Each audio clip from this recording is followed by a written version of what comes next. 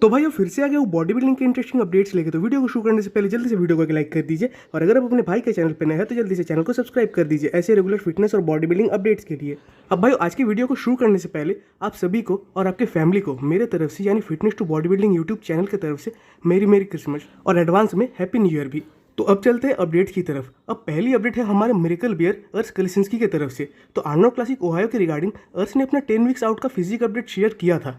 हालांकि अपडेट शायद कल ही उन्होंने पोस्ट किया था एंड वो डाला था उन्होंने अपनी इंस्टाग्राम स्टोरी पे। तो खैर फिजिक कैसी दिख रही है और अर्श कैसी फिजिक स्टेज पे ला सकते हैं और उनका पोटेंशियल क्या है, इसको अलग से किसी को बताने की तो कोई ज़रूरत नहीं है। बट एक बात है कि इनका डेडिकेशन कमाल का है। मतलब प्राग प्रो को खत्म हुए अब लगभग 1.5 महीने से भी ज़्यादा टाइम होने चला है और स्टिल उसके बाद से अभी तक अर्श कलिसिंस्की एकदम एक स्ट्रिक्ट डाइट पे चल रहे हैं, जहाँ की हर बॉडी बिल्डर यानी सैमसन दादा कह लो, माइकल द बुल कह लो, इवन बाकी बड़े बड़े बॉडी बिल्डर्स भी अपने पसंदीदा फूड्स को कहीं ना कहीं इंटेक किए थे यानी खाए थे।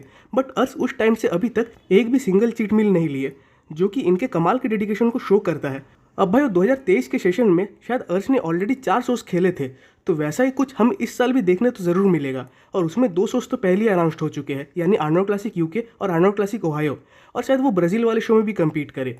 अब भाई माना कि अर्श अभी करंट में वर्ल्ड के टॉप 3 के बेस्ट बॉडी बिल्डर है क्लासिक फिजिक डिवीजन के, बट स्टिल अर्श को अभी फिलहाल काफ़ी इंप्रूवमेंट्स की ज़रूरत है भी। इवन अगर देखने जाए तो मुझे उनके और रेमन के बीच अभी भी एक अच्छा खासा गैप दिखता है। हालांकि 2021 के बाद से अर्श ने कंटिन्यूसली इंप्रूवमेंट्स तो किए हैं, बट स्टिल अभी तक ये काफ़ी नहीं है कि वो आने वाले टाइम में मिस्टर ओलंपिया बन भी पाए। तो अर्श को अपने प्लेसिंग को इम्प्रूव करने के लिए इससे भी ज़्यादा ड्रेस्टिक और मेजर इंप्रूवमेंट्स करने पड़ेंगे। बाकी भाई लास्ट ईयर यानी 2023 आर्नोल्ड क्लासिक के 5 दिन पहले अर्श हॉस्पिटलाइज्ड हो गए थे, स्टिल उन्होंने रनर पोजीशन में उस शो को एंड किया। तो होप कि इस साल ऐसा कुछ ना हो और वो अपने पूरे पोटेंशियल पे स्टेज पे आ पाए एंड डेफिनेटली रेमन को एक बढ़िया कंपटीशन दे पाए। अब भाई एक क्वेश्चन अभी कहीं ना कहीं उठ रही है कि क्या निक अपने फुली रिकवर होने के बाद भी अपने क्वाड्स को, खासकर अपने हैमस्ट्रिंग्स मसल्स को उसी इंटेंसिटी उसी वेट के साथ ट्रेन कर पाएंगे जो कि वो इंजरी के पहले किया करते थे।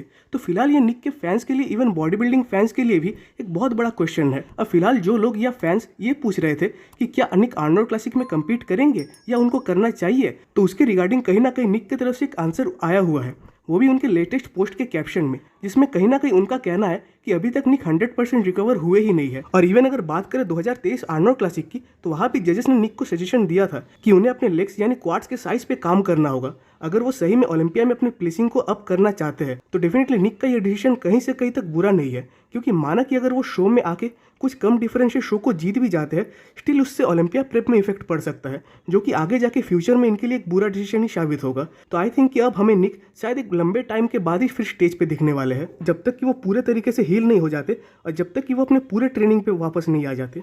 अब भाई अगले अपडेट की ओर बढ़ने से पहले आप सबसे मेरा एक रिक्वेस्ट है कि अगर आप सबको मेरे ये रेगुलर कंटेंट अच्छा लगता है, तो जिससे कि आपके भाई को सपोर्ट मिल सके, तो प्लीज़ इस चैनल को एक सब्सक्राइब कर दीजिएगा। अब भाई हमारे ब्रैंडन करी की तरफ से एक अपडेट आया हुआ है, जहाँ की वो पेंडुलम स्क्वाट्स को करते हुए देखे जा रहे हैं, वो भी एक हेवी वेट के साथ। तो देखने जाए तो 2023 ब्रैंडन के लिए कुछ ज़्यादा ना ही अच्छा था ना ही बुरा, क्योंकि पहली बात तो वो इस साल ओलंपिया में टॉप 3 में भी नहीं आ पाए, बट वहीं वो ओलंपिया के 2 दिन पहले ही हॉस्पिटलाइज्ड थे, स्टिल वो ओलंपिया में 4th प्लेसिंग पे आए, जहाँ की सारे समझ के बैठे थे कि ब्रैंडन इस साल अब तो ओलंपिया से बाहर ही रहने वाले हैं। तो भाई देखने जाए तो ब्रैंडन की अब एज भी होती जा रही है, जहाँ की उनकी एज अब शायद 41 ईयर्स की है एंड शायद वो 2011 के टाइम पीरियड से ओलंपिया स्टेज पे कम्पीट भी कर रहे हैं। तो इतने लंबे टाइम साथ ही साथ इतने उम्र के बावजूद ब्रैंडन एक बहुत ही मैसिव और बढ़िया फिजिक को कैरी भी कर रहे हैं, इवन ओलंपिया में भी टॉप प्लेसिंग्स ला रहे हैं। तो ये कोई कम बात तो नहीं है। बाकी देखने वाली बात होगी कि क्या ब्रैंडन 2024 में भी इसी अंदाज के साथ स्टेज पे दिखने वाले हैं या कुछ डिफरेंट हमें देखने मिलेगा।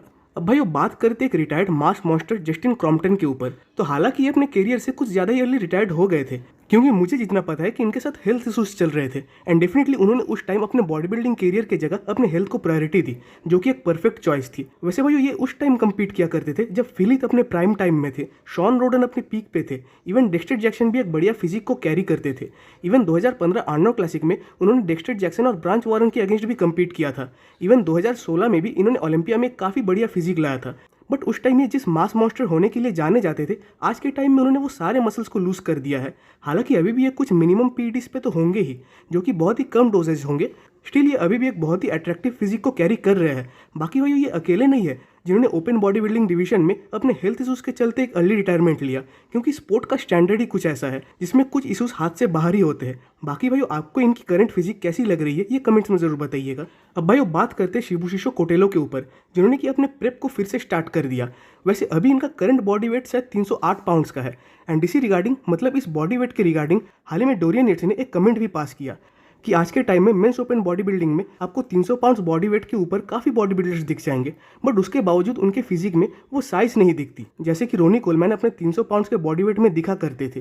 तो बात करें 6 फीट टॉल मास मॉन्स्टर की, तो उन्होंने 2023 का पूरा सीजन ऑफ लिया, जिसमें कि डेफिनेटली उन्होंने अपने कुछ फ्लॉस पे तो काम किया ही, बट जो सबसे बड़ी दिक्कत है इनके साथ वो है उनके कंडीशनिंग में, वो भी ऑन स्टेज।